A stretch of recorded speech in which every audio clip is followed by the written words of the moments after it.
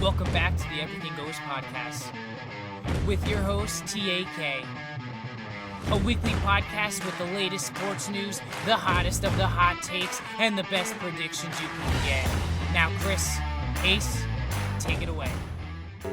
What is up, guys, and welcome back to the Everything Goes podcast. It has been a hot minute, but not as hot as Ace's new mustache that he is rocking right now on this beautiful camera.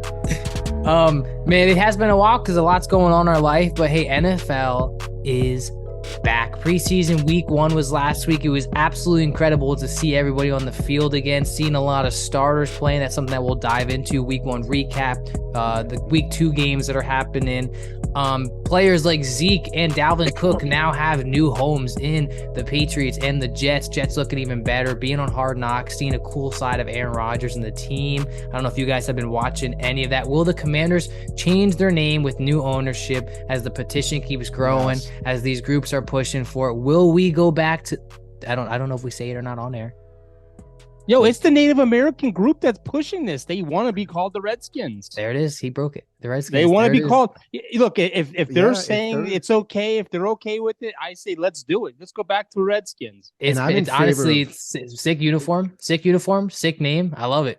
I love the uniform. I'm in favor of the Indians coming back to Cleveland. Yeah. I honestly don't mind the Guardians though. The Guardians, like that was actually, I feel like, a successful transition. Yeah, I think they got to go back to Redskins. I think the Los Angeles Chargers have to go back to San Diego because I'm always calling them the San Diego Chargers. I just, the thing has to go back to normalcy. Get rid of this woke, movement that's out there.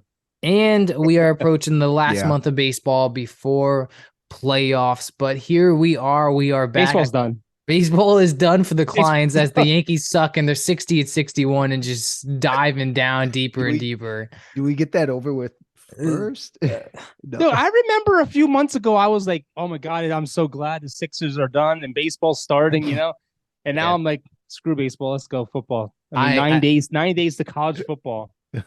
I'll tell you this, man, I have never been more excited to watch a preseason game in my life. I mean, I came home from church, sleeping on the couch, and I was on the edge of my seat as if it was week 15 and you were fighting for a playoff spot. That's how excited I was for football to be back, seeing Derek Carr in a Saints uniform, seeing Michael Thomas on the field, Jimmy Graham wearing the number 80 jersey as if I was back in high school again. I was like living every fanboy dream that I've had as a Saints fan. Let's go. Everyone pick your Super Bowl right now. Minnesota Saints and Dallas are playing who? Oh, yeah. Which of our teams?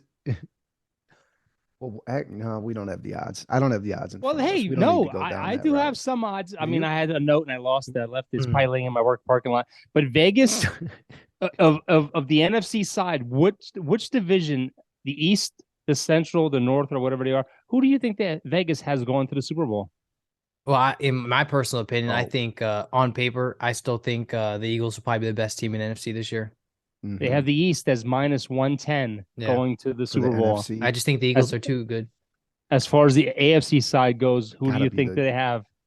Which division is most likely? Absolutely. Is it the West? Absolutely. Okay. Negative 130 for the West. Yeah. And in the East, money. Yes. In the East, they have the Philadelphia Eagles as the favorite, which I don't see. And look, I'm not saying this to be a Cowboys homer. I just think they had a big turnover with all the people that they lost. They brought in 2 new coaches on offense. The offensive coordinator, defensive coordinator is new. I just think they're gonna have a little slip back. They're gonna be good. Don't get me wrong, but I think Big Boy Dallas is back. We'll see. We'll see if Dak can lead them to the promised land for once. Hey, let's do some. It's fantasy football time too, and I just want to pick your brains real quick. I know Ace doesn't love us, so he didn't join our fantasy league this year. And oh no, don't throw me under the bus. No. Just for people that may be listening to this and maybe want our opinion on fantasy football, it's round 1. You're on the clock. It's your first pick of the draft. Who are you taking? Like, who is, like, before the clock starts ticking, who are you like, all right, this is who I have my eyes set on, and if he is there, if I get a top 5 pick, I'm taking him. I'll tell you right now, before you make an answer, here's what a lot of people have as the top 5 players. One of these top 5 players to draft, if you're in the top 5, Tyreek, Number though. one. No, you'd be shocked. Now, this isn't like an ESPN thing. It's just some of the same kind of things I've been seeing. Number one is Christian McCaffrey. Obviously, like a PPR league, all the catches he gets, the receptions he gets, the rushing attempts he gets. Number two, you got Justin Jefferson. Number three, you got Jamar Chase. Number four, you got Austin Eckler because he does find the end zone a lot. And number five, you got Travis Kelce. But not basing it off that, but who would you pick if you're on the clock right now with the first pick of the draft? Go. I wouldn't want the first pick. Especially if it's a snake draft. Well, that's not the question I asked you. I'm gonna go bias. JJ. I'll take JJ. This Vikings homer. Rudy will love that too. Yeah, Rudy would love that. That's a good pick. I think what's tough about a draft, right, is there's always a lot of receivers. There's not a lot of running backs, and I think the scariest thing about fantasy this year, is there's a lot of teams with two good running backs. A lot. Yeah. Some of them even have three. Take the Saints, for instance. They got like three good running backs. The Jets now have two good running backs. There's a lot of teams like this. And now you're like, what do I draft? You're going to have to know your homework. You're going to have to know your homework. Backups. You're going to have to who gets the ball in the red zone? Yeah. Like if it was the Cowboys and they had Zeke, you're going to take Zeke. But now he's in New England with the whole new scheme that they usually run three running backs out there. Yeah. That's another team to pick. They got two good running backs now. That's why I feel like sabotage. I feel like I would lean if I was like the first pick. I think I'm leaning towards a Christian McCaffrey. You're getting a good running back. He gets a lot of touches. Obviously, the risk is with the injury, but like if he's healthy, like last year, you're getting catches, you're getting rushing yards, you're getting touchdowns in the red zone. Like he's getting fed the ball. Yeah. I honestly think in this league, the way the football is, you probably have about 5 or 6 good running backs. After that, it's almost like you're going to have another defense where you're going to get 10 or less points. You know what I mean? Mm-hmm. Yeah. I think running back is going to be tough. And if you're drafting, you better pay attention to the draft board because if I'm drafting 8th and all the good running backs are gone, I'm going best receiver available. Yeah. Well, and usually first pick overall, to Ty's point, you usually do end up going with running back. But honestly, I wouldn't. There's a if you can get. I think the top end of Jefferson or like his floor, Jefferson and maybe Chase is the floor of where they would go is a lot lower or a lot higher than it would be for a running back. Yeah. Look, I'm looking right now at the receiver rankings for fantasy, and at number 16, you have Devontae Smith at 16. I mean, all the way down to a lot of talent. DJ Moore at 19. Terry McLaurin at 23. DeAndre Hopkins. Brandon Ayuk. You have a plethora, whatever that is, of receivers. I feel like that you're literally like, feeding into like the whole, like maybe you find like the starting running back. Cause I feel like there's not a lot of legit feeding the ball, starting running backs. So you go after one of them because you see how long that list is. There's a lot of question marks too. Like, will Madison be good? Will he be the guy for the Vikings? Will Cook be the guy in Buffalo because they lost a running back due to injury? Will Jonathan Taylor even play for the Colts? Like, there's still a lot of question marks.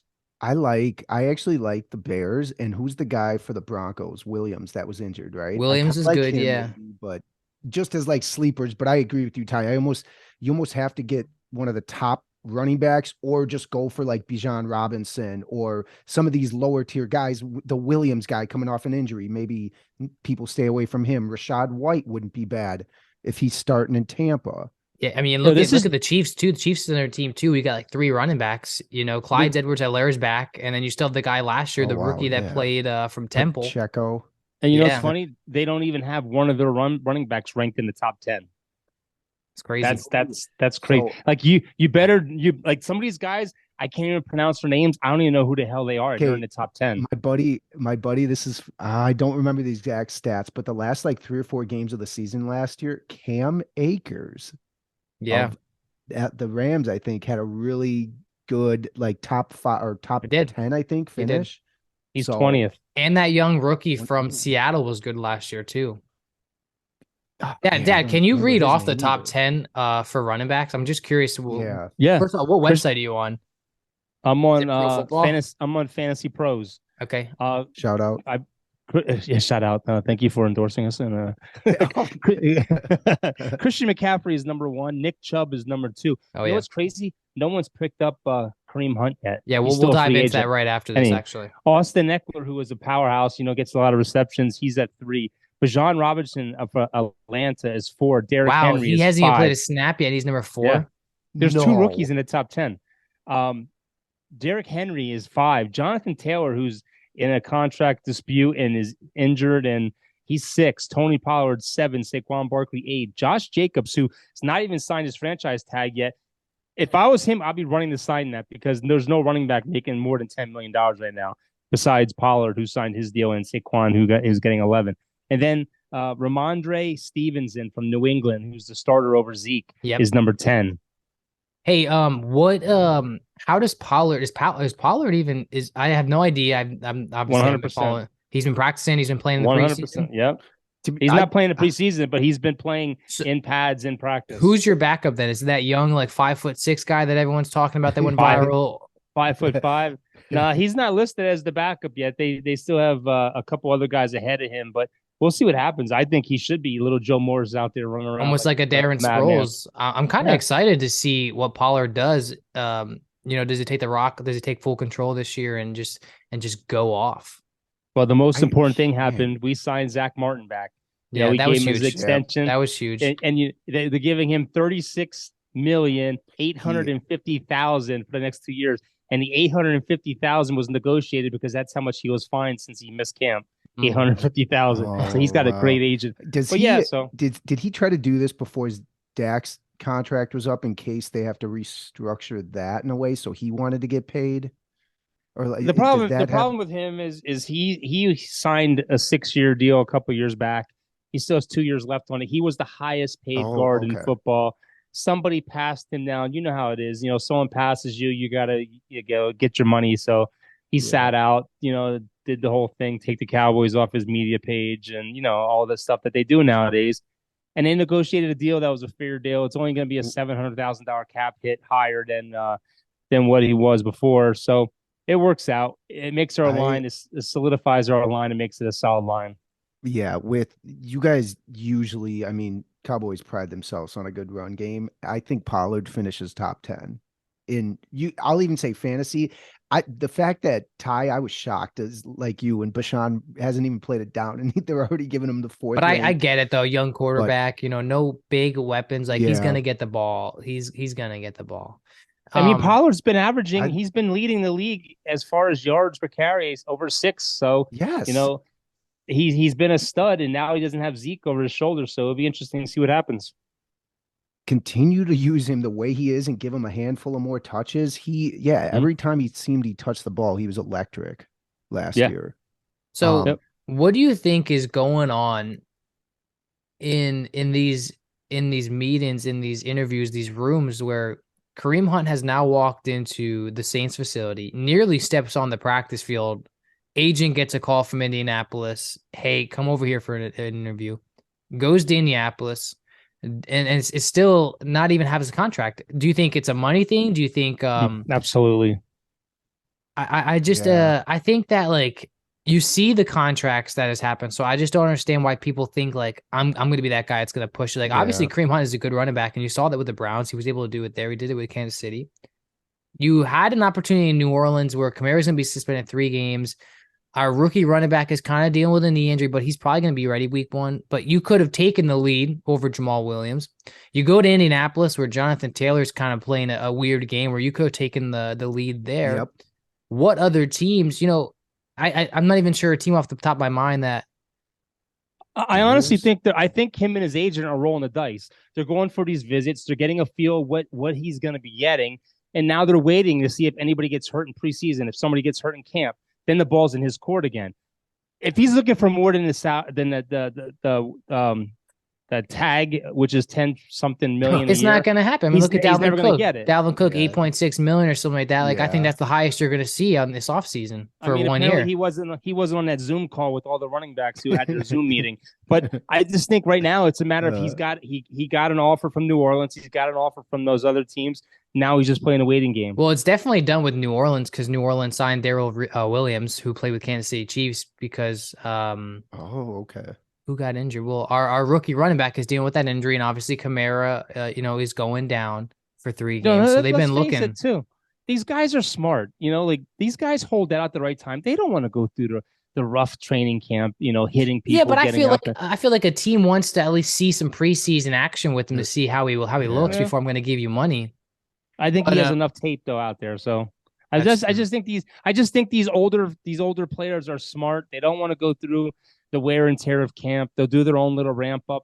Just like Zach Martin. Zach Martin held out, and then he comes back, and now he's just working off to the side. He's getting ramped up on the side. He missed all the padded practices. He's a Pro Bowler, man. 9-time Pro Bowler. Is only allowed 2 sacks in his career. Only has like 3 holding penalties in his career. He doesn't need camp. Yeah. Well, practice. Who Kareem, practice? Maybe the Bills. That was the only team maybe that stood out. But both those teams, like the Saints, I guess now not as much, but the Colts for sure. Because I think the way Taylor feels, even if he's on the team, if he's going to be unhappy or whatever, why not get another guy that's proven anyways? I think Jonathan Taylor is back, but now he's excused for personal matters. So I really the Vikings should get him. Well, he's got an injury as well, but the problem is ownership came out and basically said, we're not trading you. You're under contract. You're here. So he's going to have no choice but to play. Yeah, I'm looking at like teams right now, and I don't even know what team could use a running back. I mean, maybe Tampa Bay. Hey, they're still, which I was shocked the Saints didn't go out there, but like Leonard Fournette's still a free agent. You haven't heard squat about him. Yeah, but isn't he the one that always has those soft tissue injuries every year? Yeah, but he doesn't miss a lot of games though. Yeah, injuries never. Those soft tissue injuries are tough though, man. It's shocking. I mean, he's still young, I believe. So it's kind of like I'm shocked no teams interviewed him. One thing, I'm glad we're talking about RBs now, so I'm just going to segue in Dalvin Cook because I think I'm curious how that with Breece Hall works out in New York. Yeah, so obviously Dalvin Cook signs a 1-year deal with the Jets. Obviously, Aaron Rodgers being there was a huge factor. He said over going to Miami. I think what's shocking too is I'm not even gonna try and say the name because I feel like I know the name of the other running back, but I don't want to say the wrong name. But they have a lot of not a lot, but they have a good running back room before Cook was there. So, who's the number one in my mind? Like I think Breece Hall's got to get more snaps because of how well he was playing as a rookie. I'm not saying Dalvin. What? You look good in camp today. And I'm not saying Dalvin's not good because Dalvin obviously has been a great running back the past how many seasons, but it's like, and he's getting paid more. But I mean, Breece Hall, the ceiling's so high for him right now. Michael Carter. Michael Carter. That's who I was thinking. Something Knight. Yeah, and Knight. And so Carter and Breece Hall both got injured last year. Knight took off too. Yeah, Michael. Wow. The problem that's going to be with the Jets is their offensive line. They're ranked 30th in protection last year. I think they were like 19th in pressures. You saw it in the second episode of Hard Knocks I was watching today. The offensive line. Aaron Rodgers got sacked 6 times yesterday in practice in a dual practice with another team. Got sacked 6 times, and he was 8 of 20 with 7 incompletions in a row. Yeah, Aaron Rodgers is not looking good. No. So here's the thing, right? That's not what the media said. No. Yeah, watch Hard Knocks. Hard Knocks has been absolutely amazing. I ain't watching that. Aaron Rodgers looks great, and then they did the dual practice with the Panthers, and dude, that offensive line was trash. I mean, he had no time to throw the ball. When you don't have time to throw the ball, you can kiss like an MVP goodbye. I mean, you're not gonna make spectacular play. You know what I mean? Like, and if they don't get that offensive line under control, they were 26th in sacks last year. They allowed 42 sacks. Aaron Rodgers is going to be running for his old life. He's going to be looking like Russell Wilson out there. There were rumors that he took a pay cut so that they would try and get that Green Bay left tackle, but now they're squishing those rumors now. But about the era, yeah. Yeah. All he needs to do is he needs is a corny slogan. He needs a corny slogan instead of "Let's ride, let's fly." Yeah, that's fair enough. That's a great point. Offensive line and defensive line kind of dictates games, and like that team's loaded though. That team is still loaded. They are. Yeah, loaded. but they're loaded everywhere except for offensive line. Yeah. Defensive, they're studs. What's their schedule? Remember they have like a brutal first 8 do. games or something. So and Quinnen Williams, by the way, looks amazing in practices and the dual practices. Ace, how do you feel? Dalvin Cook obviously being a Viking, and now he's a Jet. You happy for him? You sad that he's gone? I feel I mean, the rumor was we offered him $7 million, which that's frustrating. Yeah, which clearly we didn't intend on signing him then, which it's kind of a lowball offer, which is stupid. Our depth chart, we got that Chandler guy out of North Carolina, I think either last year or 2 years ago, who hasn't really played much. Tyson Chandler, who's the kickoff guy? Kenny something is our second, and then Madison, who technically Madison, sure, I think is going to be good. Yeah, I think he'll be good. And honestly, one bright spot in watching the preseason game is the offensive line looked pretty good. That's good. At least the backups too, that's even. Good. So I don't know how much. So here we go.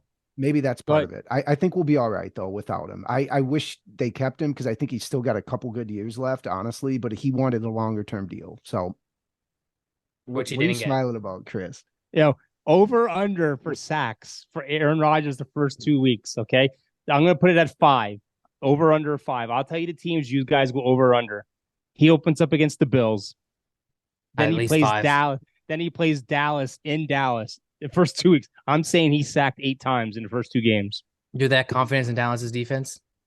Absolutely. I'll take the over on that. And Micah Parsons, I saw a video of him throwing some punches. That dude, there's been a lot of fights in these joint practices. We ain't having joint practices this year. I applaud Dallas for that. I'm so glad. Our number one offense is going against our number one defense. And I'm telling you right now, Dallas's defense is going to be ranked in the top 3. I'm telling you. Their defense is stacked. Oh, they're out. They got whatever bulletin board material you need for the Eagles. They probably have it to just go out there and rock, I bet. Well, Dad, they're gonna be no one's little brother this year. Oh God. How do you feel? Obviously, Ezekiel, longtime Dallas, break some records, fan favorite, him and Dak, best friends. I remember being there when they drafted him and being excited. Stud right out of the gates. Obviously, that era has now ended. He didn't re-sign with Dallas. There was there was nothing there. Signs with the Patriots. What does that feel like seeing Ezekiel in a different uniform? Doesn't bother me. Bye. I think it was the best. Not even Dallas a little. Done. Look, he'll always be a Cowboy at heart. But when you're paying running backs the amount of money he was getting, you had to make a decision. And they made the right decision because now they freed up all this money to get all these other better players.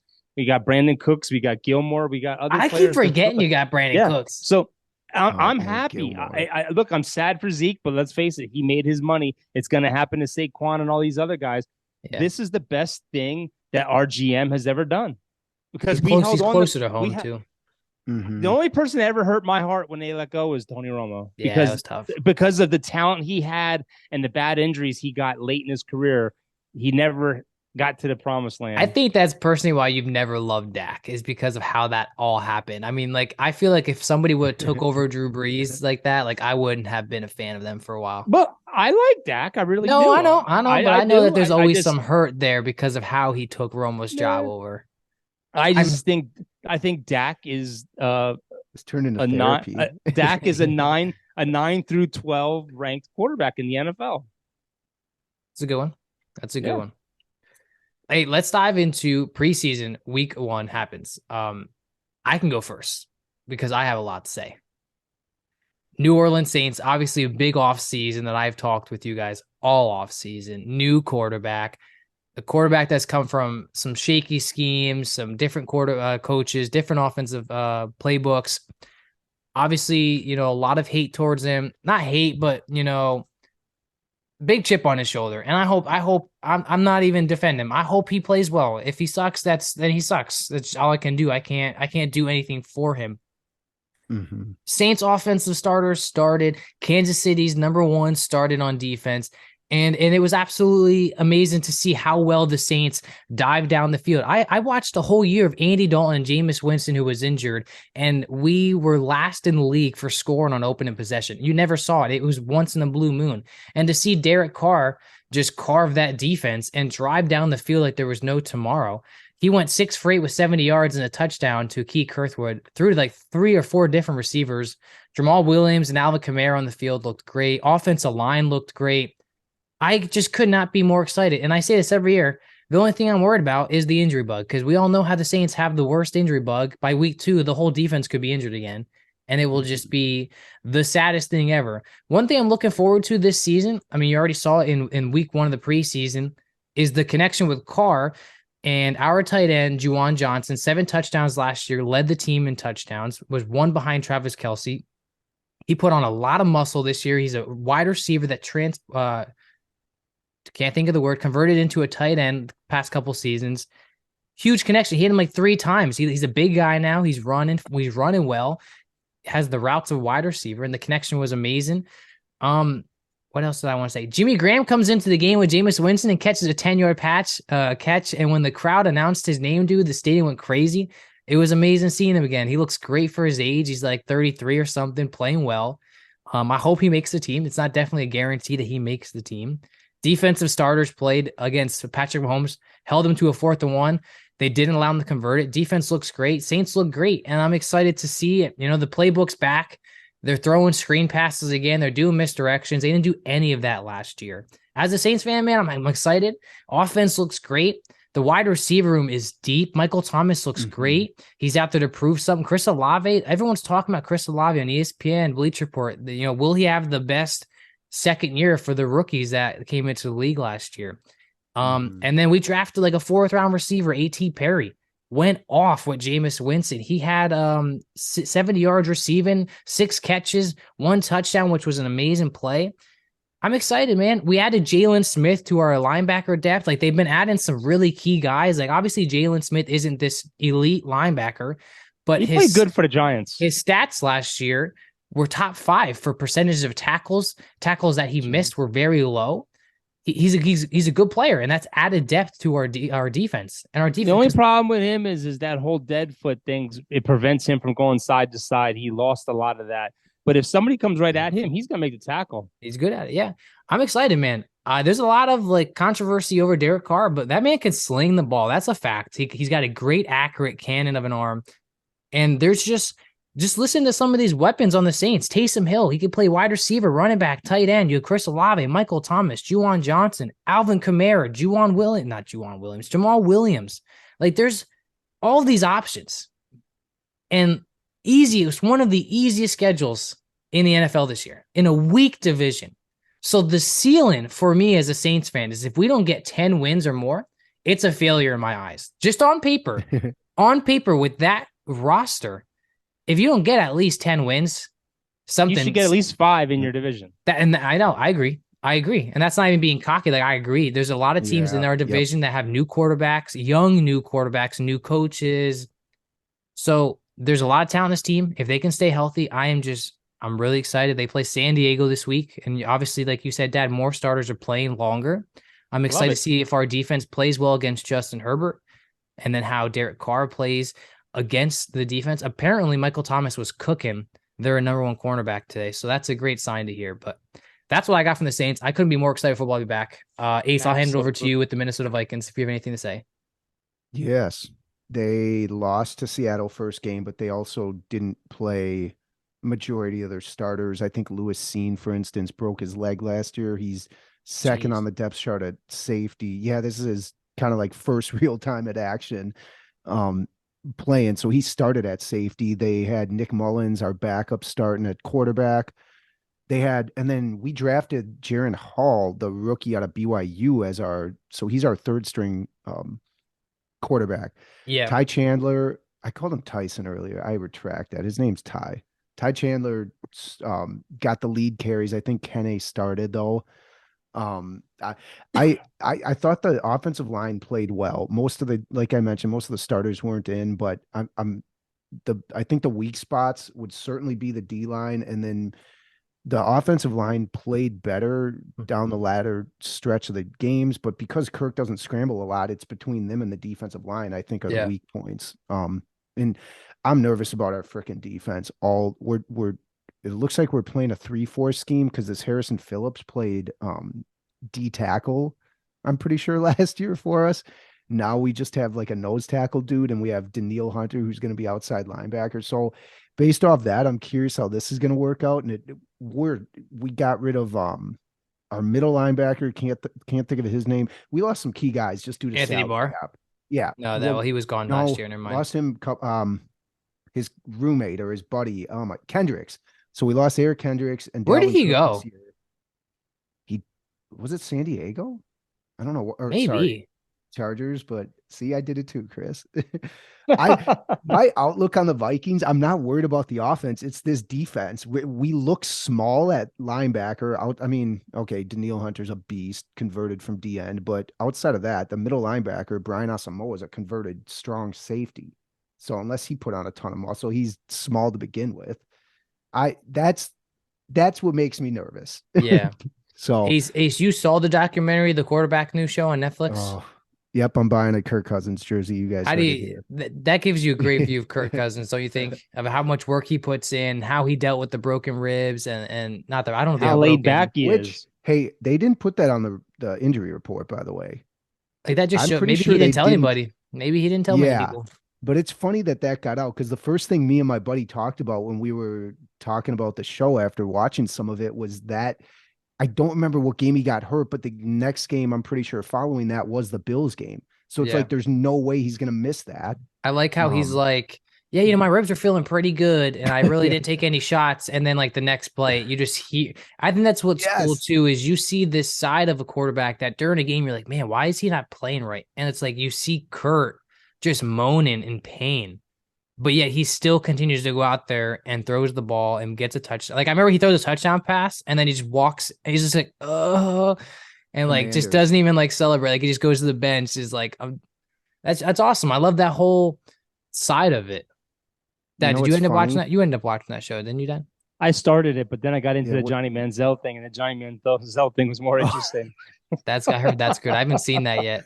I got a newfound love for Kirko changed though. I think watching that and just knowing the work that they all put in, number one, but just knowing that he seems like a really good leader overall, and it's not like cookie cutter almost. Yeah, like it seems like people gravitate to him, just like the premier quarterbacks, which is good. So I love documentaries like that. I especially like the ones where they show Road to the Draft, where they show all those young kids that are working their butts off to get drafted. Those are the kind of documentaries I love. I don't care about what people do after they made their careers and they spend all their money, but Kirk Cousins, I applaud him, man. He still shops at Kohl's and Bed Bath and Beyond, and his wife still picks out his clothes for him. That's the kind of I like people that stay humble. They good don't family change man. Who they are. Yeah. You see, Joe Burrow just signed on for season 2. Good. That'd be interesting because he hasn't gotten that big contract yet. So it'd be interesting. I forget who else it was. Guys, they are getting a home run. There was one guy they added. I don't remember who it was. I want to say it was Herbert, but I don't think it was. Because I think he was joking, like they got me on Hard Knocks and there was nothing there to even like. I don't talk much. Oh, the only thing I don't like about that show is I like everybody. I don't hate anybody. I can't stand whatchamacallit's wife. Yeah, I know you're talking about Patrick Mahomes' wife. We don't need. She's one of those. She's a rah-rah. She's got to be in front of the camera. But I did tell you though that like she annoys me, but it was cool to see that side of her where she is there every single, and you could tell like she's like intensely like watching and like cheering him on as her husband. She definitely loves him. I mean, you can see that she's always pregnant. But I like that they own they have unlimited money. Yeah, they have unlimited money. Yeah, well, she's like part owner. She's like part owner of her soccer team, and then he's part owner of the Royals. Yeah. I mean, look. I like when they showed. I think when they showed the behind the scenes, but. I just whatever. That's. Oh, by the way, like with the whole Johnny Manziel thing, I think it was Colin Cowherd where he was like, it's really frustrating to hear a quarterback say that he did 0% time studying playbooks, and then you see Kirk Cousins and how hard he studies every single week, day in and day out.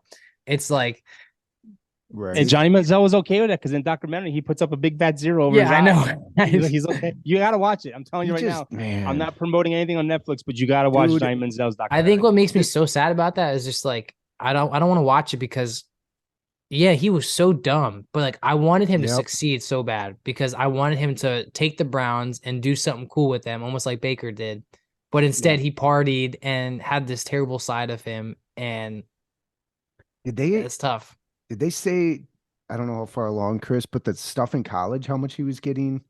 Oh yeah, they talk about all that. Okay. They talk about everything. They have, matter of fact, they start in college, and it goes all the way up to draft night. Like he disappears and everything. It's just you got to watch it. You got to Like, watch it. They were talking about him going number 1 for crying out loud, and based off what I'm sure people did behind the scenes, I'm sure, for instance, like Jerry Jones got talked off a ledge from taking him based off character issues. I'm so glad. He had to. Yeah. Noah wanted him to go to Dallas. Yeah. I remember that. I'm so glad we didn't get Tell him. him to watch that Netflix maybe show. he would have done well, though. There were some great leaders there, like Jason Witten and Tony Romo. He would have sat behind Tony Romo for a little bit. No, he had good leaders in college, and they basically said he beat Alabama. He could do whatever he wants, basically. Oh, shit. Yeah, he had Kingsbury as his offensive coordinator. He was good, though. What's funny is how he would party that hard, but yeah, he would go out there and beat those good teams. Dude, I don't want to ruin it, but you got to watch it. I mean, they literally built the whole brand new college football stadium because of Johnny Manziel. I'm telling you. But you got to watch it. It's amazing. Mike Evans was his receiver.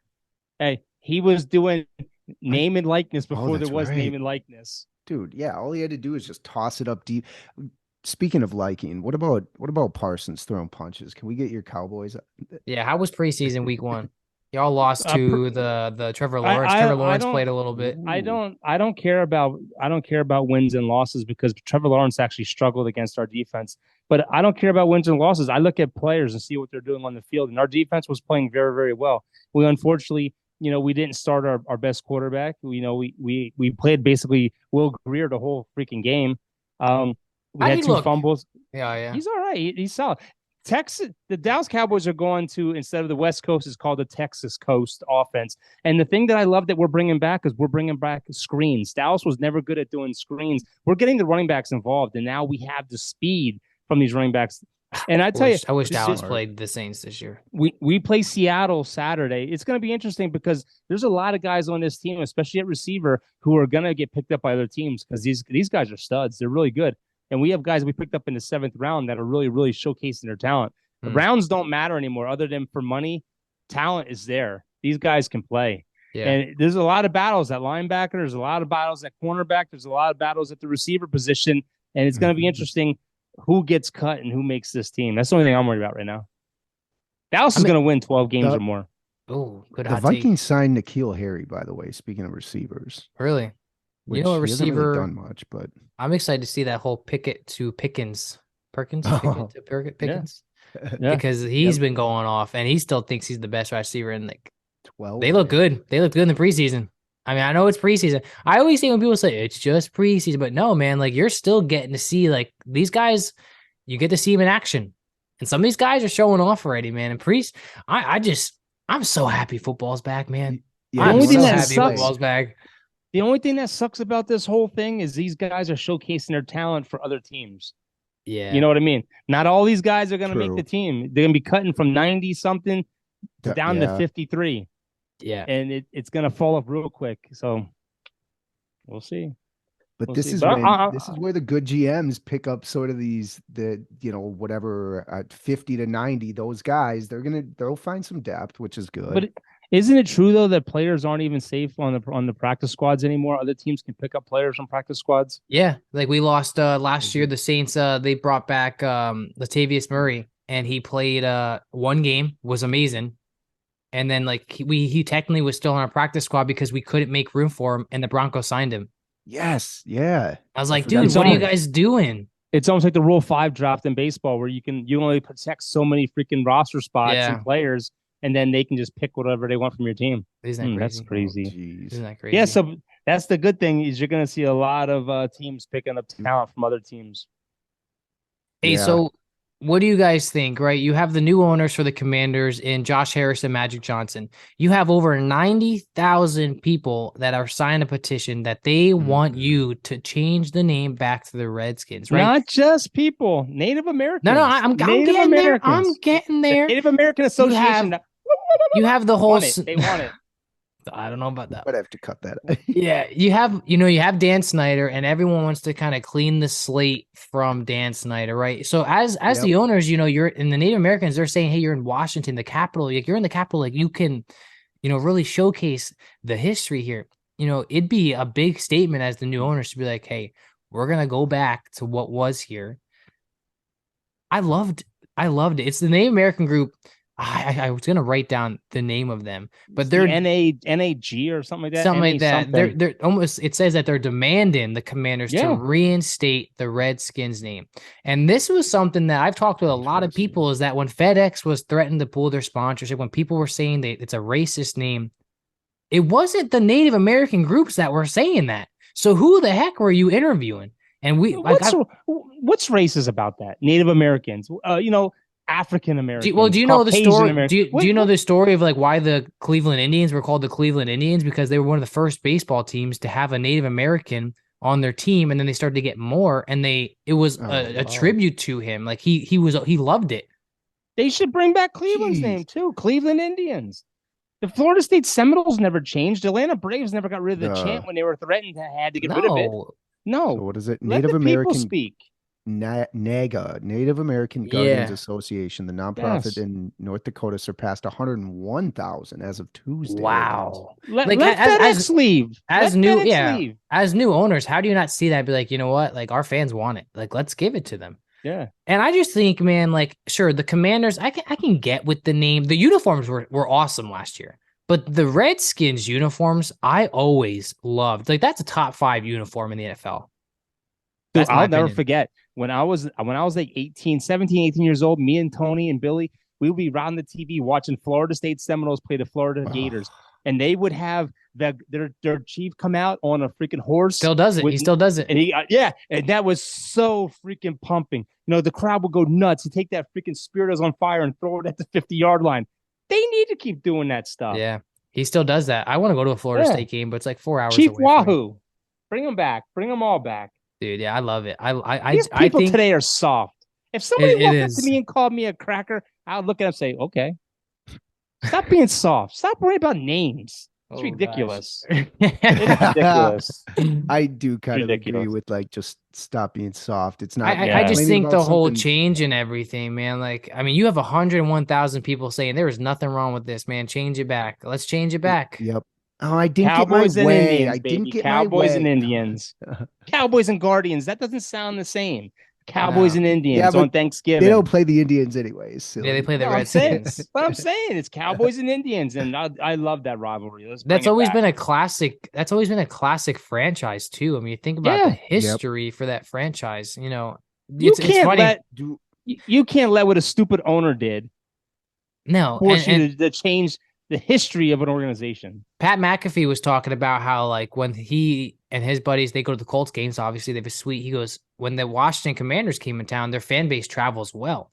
And he was like, you look at 90% of those fans, they're not wearing a Commanders t-shirt. They're not wearing the Washington football t-shirt. Once in a while, you would see a Terry McLaurin jersey. He was like, you got all the Redskins logos that they used to have. Like that's what they were still wearing. It's such an iconic logo. Dude, I mean, if I was a Commanders fan, that's what I would be wearing. Yeah, I agree. I don't. Speaking of Colts, real quick. What happened? Breaking? Do we have breaking news? Richardson's starting, which is Ty. Ty loves him. Huh? This is their 6th new quarterback in 6 years. Minshew played well in the preseason too, so I'm shocked they named him the starter so early. Minshew says fine with it. I mean, he's a God. Minshew's fine because he's. I mean, you're making great money as a backup. I mean, think about. Sure, like I would want to be a. I'd want to be a star. I'd want to be an elite. But you got to think, being a backup quarterback, you're chilling. And he can grow a good stash. Yeah. I mean, like, yeah, sure, you're studying the playbook. You're at practice. Chris. You got front row seats, man, just chilling there on the sideline, talking to the QB. Hey, what'd you see out there, man? Oh, yeah. You're looking good out there, man. You're doing a good job. Yeah, I'm going to go home, take a shower. I'm getting my paycheck. Going to go home and sit down. Like you're chilling. Like you're sitting there with your earpiece in. Like you're fitting the vibe. Like you're just chilling. And then you get that call from the coach. Hey, you're in. He's injured. I'll be like, oh, my gosh. I don't get it. I mean, I'm a big fan. I'm a big fan of, signing a new quarterback every 5 years, but a new quarterback every year for the last 6. Well, they really haven't found a quarterback since Andrew Luck left. I mean, Phillip Rivers was there, took him to the playoffs, and he retired. Wasn't it like the Broncos who had like 12 quarterbacks in the last how many years? It's just like, yeah, well, you saw nuts. That. I'm not even saying Derek Carr will be the savior. I mean, the Saints might have another 6 quarterbacks. I mean, you get a Hall of Fame quarterback like Peyton Manning, like Tom Brady, like Drew Brees, and then it's like you have to find that again. Yeah, and that's the thing too. Like, we're all talking about the camps and stuff like that. There's a lot of times our quarterbacks could have been sacked, but they let the play go on. You know what I mean? It's going to be a different story when those cleats get, tied up real tight. Those bright lights come on. That referee blows the whistle, and you have a 300-pound man coming trying to kill you. Yeah, different story. You see that funny like viral video that was going on of the way Cam Jordan got up off the ground? Oh yeah. Or you saw, first of all, you see Malcolm Roach doing the worm behind him on the ground, and then Cam Jordan does this thing where like he almost like back rolls and flips him. It's almost like how The Rock gets up, but reverse, like he's backwards. So you got Malcolm Roach doing the worm, and then Cam Jordan just flips up because they just sacked the quarterback. You know what's sad? They probably would have got a 15-yard penalty for that for unsportsmanlike conduct. So dumb, man. This year, so dumb. So dumb. That's all I have for NFL. If you guys want to transition into MLB for a little bit, and then we'll kind of just end the podcast. I mean, we've been cruising this podcast, man. It's funny. I do have MLB favorites I wanted to discuss with Chris since. Well, take it away, Ace. Take it away. I'll read off top 10. Top 10 MLB odds to win the World Series this year. Number 10, and slightly. Oh no, 10 and 9 are tied for plus 2,500. The Giants round out the top 10. Number 9, my Minnesota Twins. Oh, both at plus 2,500. Blue Jays are next at 8. The Phillies at 7. The Orioles at 6. Give it up for the Orioles, man. Give it up for the Orioles, man. Just real quick, before you continue, I just got the notification on my phone. Let's see if I can read it here. That Matt Holliday's son, I don't know his first name, but the number 1 prospect on the Orioles that got drafted last year, the shortstop. The Orioles haven't ruled out calling him up by the end of the season. How crazy would that be? He's so young. He'll probably get the call up because they come September, they usually call up a shitload of extra players. Dude, what even is he, a double A? Like, I mean, he just got drafted. Like, how crazy is that? Last person I remember doing that was Bregman. Bregman got drafted and got called up in the same year. Oh, wow. Yeah. That's a good poll. I would not have. That's a really good trivia question. I would not have guessed that. All right. So you said the Rays are 5. I mean, Yep. Oh, and then the Rangers 4, Astros 3, Dodgers, and the Braves. They're saying the Braves are better than the 80s and 90s teams they had. That's how good they're, because they're leading in home runs. Matt Olson is leading the past 4 years in home runs. Acuna is dominating with stolen bases and home runs. Their pitching is one of the best rotations that we've ever seen in baseball. Dude, also, the run differential is plus 208. Also, how about the hot take I had in the offseason before the MLB season started when I said the MLB Rangers will be good this year? MLB Rangers, the Texas Rangers. They are on fire. That's a good. Scherzer is dominating for them. I was gonna say, and they got Scherzer in warmer weather. Imagine going into the season, the Mets have Scherzer and Verlander, and halfway through they're gone. How dumb are the Mets? Like, how dumb? Like, the talent that they have, and yet they can't win. You have 2 of the best pitchers in the game. You tell me you can't win? Who's running that team? Well, and they're both in warmer. Buck Showalter, that's who's running the team. I feel bad for him. Just remember that. Dude, like, think about how old he is. And he is still throwing gas. Mm-hmm. The only thing that concerns me about the Orioles is their run differential is plus 58, where the Rangers are plus 195. I think this is a beautiful story for an organization that has been down and kicked in the face for so long. Baltimore, I mean, we had Morgan McSweeney on a couple years ago. We were making fun of how bad the Orioles were, and he laughed about it. Yeah. I just think they're so young. I think when it comes playoff time, I think Texas, the Astros, I think those teams have the mules in the bullpen and the starting pitchers that are going to carry them over the hump. That's my personal opinion.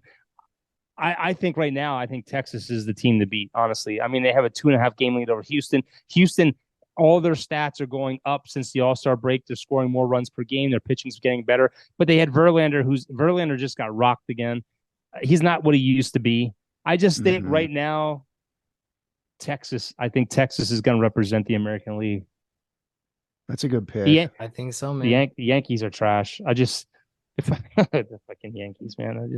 Hey, I have hope We're that the Yankees recording right could. now. We're recording.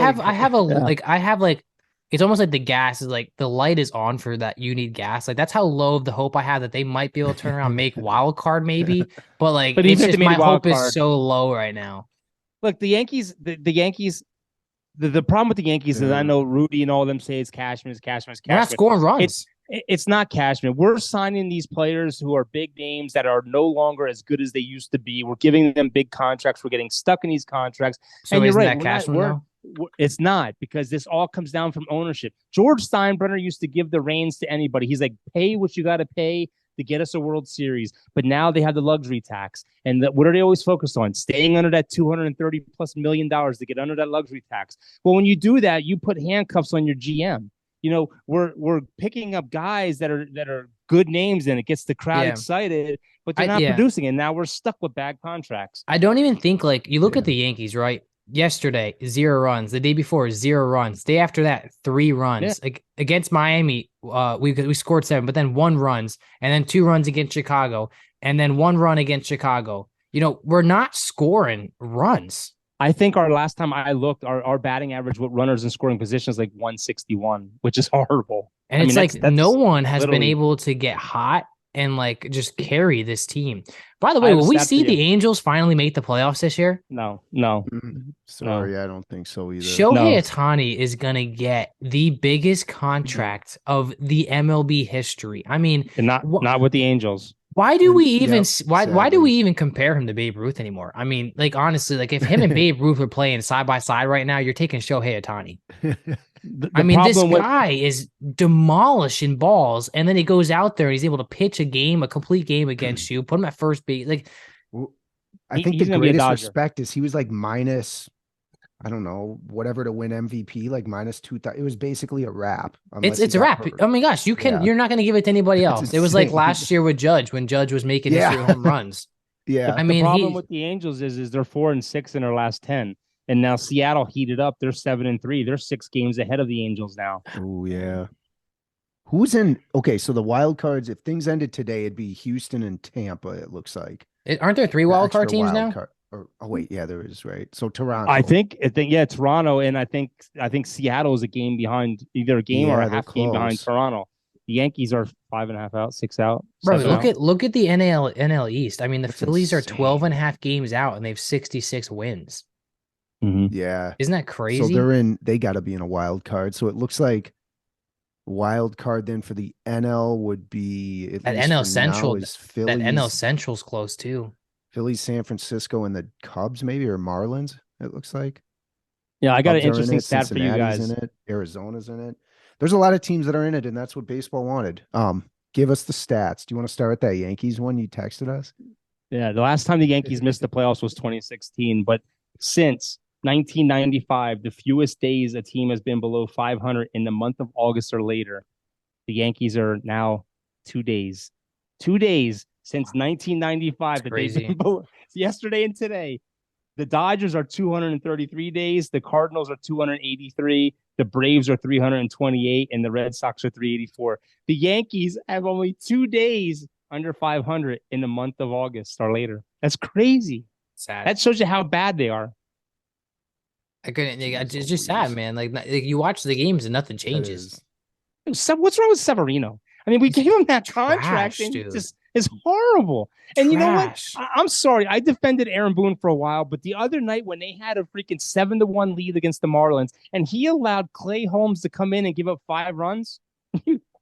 That's just bad. I saw a great stat there today. I should have kept it. It was like the Yankees fired Joe Girardi after taking a no-name team to like the AL champ, the Central Division. I forget what the heck the name was. I can't remember right now. There's so many sports in my mind. And then like Aaron Boone is like they showed his record the past like 3 seasons. It's like he's still here though. The thing is Aaron Boone came in after Joe Girardi lost in Game 7 against the cheating Astros. He had a loaded team. I could have coached that team to the playoffs. I mean, you go in there and say, "Go do your thing," you know. It's horrible. This house, Steinbrenner's got to sell. They got to sell. We need no new ownership. We need someone that is willing to let our GM do his job.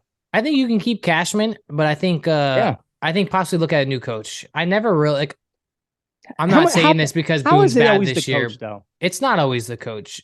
But I wasn't necessarily a fan of signing Boone. Boone has done a good job. There's been a couple of seasons where it's like, all right, we've gone, but like, I just think something's got to change, and it starts with the coach usually. I think what seriously need to do is they need to call up their young prospects, like everybody else. Dominguez, who's dominating Double A, don't even put him in Triple A. Just bring him up. Yes, bring them up and see what you have down there. And if they're good enough where you can use them, you use them. But if they're good enough where you can trade them to get another piece, trade them. Yeah. I mean, they let Debbie Garcia walk, who was everybody wanted him 4 years ago. They let him walk. They got rid of him. Jeez. No. Yeah, that's so funny how they rate prospects and the fact that they have teams the Twins are notorious, and I'm sure other teams still like for they'll bring guys up, but they'll keep them up long enough so that they don't get so much playing time for the year that it counts toward like arbitration. The sooner, basically, they keep them at a number. It's all calculated with some of these guys, and it's so frustrating because you just want to see your top prospects if you're not having a good season, or if you're not able to put up runs and you're still in the race and you think guys can give you a spark. It's like, it's frustrating to know that it's deeper than just like, oh, we need to go out there and win. People, they get held back because of freaking money. You know, Ace, we don't want to hear it, Ace. Your team's in first place in your division. 63 and 59. 63 and 59. Yeah, we would be, if they did overall records, I think they'd be missing. They'd be out of the playoffs. Come to think of it, if they just did just straight up records and no division, that'd be kind of funny. I just can't believe I've never seen a time where I looked at the freaking standings and see the Yankees 14 games out of first place. That shows you how good our division is, though, too. Can I say real quick for the Twins, they got this dude, Matt Wallner, that I saw last year so no joke. I think I went to 2 games last year to watch the AAA team, the St. Paul Saints, play. And he was playing for them last year. He hit 2 home runs each game I went to, and has continued when they called him up this year to the Twins. He's from Minnesota, which is even better. And he's just continued to rake. He hit a walk-off grand slam for them the other day. So it's good that, because our deficiency the whole first half of the season was scoring runs. We were like middle of the road when it came to runs, hits, dead last in strikeouts, and our pitching was good. So it's like we should have more wins than what we have, the Twins. But they called up Wallner. A lot of the younger dudes are actually producing on the team offensive. Buxton, speaking of like terrible, we signed him to a decent contract, but the dude's been playing DH. He hasn't played in the field all year, and people go to the game to watch him make like diving catches, all of that, and he hasn't played a single game out there. Oh my gosh. Braves Rangers book it World Series. Real quick before we end this, because I know Ty's getting the itch. He's giving me that look. He just put his book away. Real quick, preseason college football came out with their poll. Georgia's number 1, Michigan's number 2, Ohio State's number 3, Alabama is number 4, LSU is number 5, USC, who some people say is going to be in the playoffs, is 6. I think Florida so too. State, which is good to see them back, is number Heisman. 7. Penn State, who has one of the weakest schedules I've ever seen, is number Big 10, 8. baby. Big number 10. 9 is Clemson Tigers. Number 10 is the Texas Longhorns. Georgia is actually going for something that hasn't been done since Minnesota did it in 1934, 35, and 36. They're going for the 3-peat. What? A lot of Georgia fans down here. Yeah. One of my best friends, diehard Georgia fan. I'm dying to get Michigan there to beat them. That would be fun. No, we don't have to digress too much. I was just thinking that would have been fun to see them play Georgia last year. I know. No, we looked at tickets for CU against USC in Colorado, and this thing, Deion Sanders came here. Ticket prices are starting at $236. That's the nosebleed. So then we looked over here at CSU right across the street from us, who has one of the top ranked receivers in the league. $45 to go see CSU play Boise State. That's a no-brainer. Why not? Yeah. Oh, wow. Yeah, heck yeah, that's going to be a fun atmosphere, I bet. But college football kicks off in 9 days. We have the University of Notre Dame playing Navy, and then from there, it's a whirlwind effect, man. Everything just keeps going. We have basketball. It's a great part of the year right hockey, here. Everything's starting up again. I love hockey, baby. The Florida Panthers, baby. Yeah, the freaking them versus the Vegas Knights. We don't want to talk about it. Let's not talk about it. Let's not talk about it. Let's not talk about it. Yeah. Let's not talk about it. Well, guys, we hope you guys have enjoyed this podcast, our fantasy football talks. Definitely look forward to your input on that. Our draft's coming up soon. I can't wait. We hope you guys have enjoyed this. Hope, what'd you say? I came out of retirement. Yeah, you did, just to lose again. I don't lose. Dang it! If I would have known Chris was playing, no, I kid. I did tell you he's playing. You probably did, and I did. Yeah. Well, we hope you guys enjoy your night, and we will see you next time.